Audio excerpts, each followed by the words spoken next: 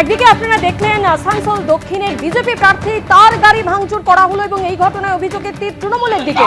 আর অন্যদিকে জলপাইগুড়িতে তৃণমূল বিজেপির ব্যাপক সংঘর্ষ উত্তেজনা, মহামায়াপাড়া সুরেন্দ্র স্মৃতি প্রাথমিক বিদ্যালয় তুলকালাম পরিস্থিতি তৈরি হয়।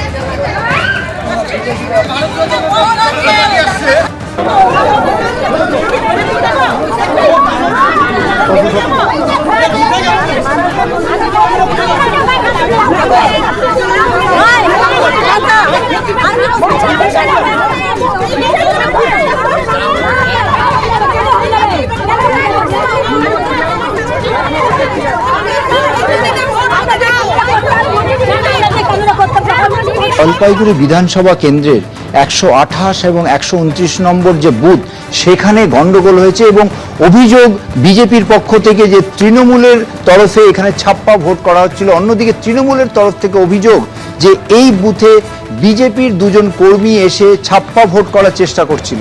তবে এই বাতানুবাদকে কেন্দ্র করে যথেষ্ট উত্তেজনা ছড়ায় এবং আমরা যেটা দেখতে পাই যে সেন্ট্রাল ফোর্সের তরফ থেকে এখানে বিশাল বাহিনী আসে এবং যে বিজেপি কর্মীদেরকে কেন্দ্র করে এই উত্তেজনা এবং বিক্ষোভ এবং বাতানুবাদ, তাদেরকে ইতিমধ্যে পুলিশের তরফে সেফ কাস্টাডিতে নেওয়া হয়েছে বলে দাবি করা হচ্ছে।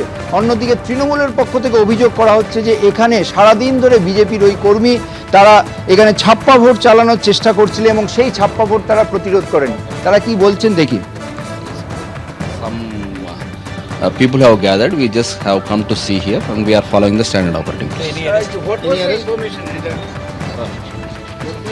Where is the vehicle? যেটা দেখা যাচ্ছে যে ইলেকশনের তরফ থেকে, ইলেকশন কমিশনের তরফ থেকে অবজারভার তিনিও এসছেন এবং তিনি এসে পুরো এই বিষয়টার তথ্য নিচ্ছেন এবং এই ঘটনাকে কেন্দ্র করে এই বুথের আশপাশে এই মুহূর্তে উত্তেজনা রয়েছে। একদিকে যেমন তৃণমূলের সমর্থকরা রয়েছেন, অন্যদিকে বিজেপির সমর্থকরা রয়েছেন এবং পরিস্থিতি সামাল দেওয়ার জন্য বিশাল কেন্দ্রীয় বাহিনী এখানে মোতায়েন করা হয়েছে। ক্যামেরায় সুবীর রায়ের সঙ্গে ঝিলম করঞ্জাই, এবিপি আনন্দ, জলপাইগুড়ি। এবিপি আনন্দ, এগিয়ে থাকে, এগিয়ে রাখে।